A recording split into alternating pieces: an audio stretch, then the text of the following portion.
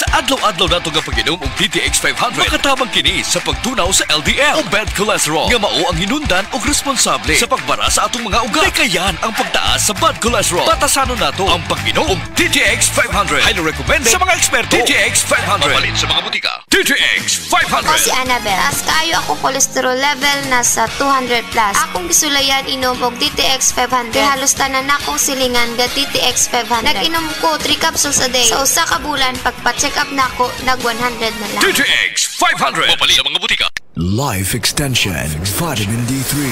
Am I speaking with William Hill? Yes, that's me. I've been taking it religiously for almost 9 years. I was taking Life Extension and I had some exams done, and the doctor recently, before I came here, said I was the healthiest person he ever saw this age. So Life Extension is the only one I trust. And For you, what's the best brand of vitamin D3 in the Philippines today? I have the D3 right here, Life Extension. Life Extension Vitamin D3 for longer life.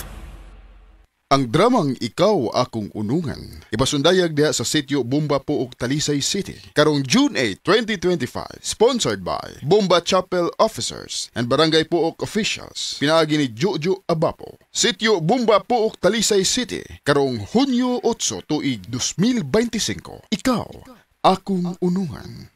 Usa ka Evangeline Cañete ang makapamatuod nga siya naulian ug ang iyang bana nga si Amado miubusad ang blood sugar count. So kadyod pag-apply sa kumbana sir or ako sa iya ha, nakuan yun nga nagyud say ka usaban.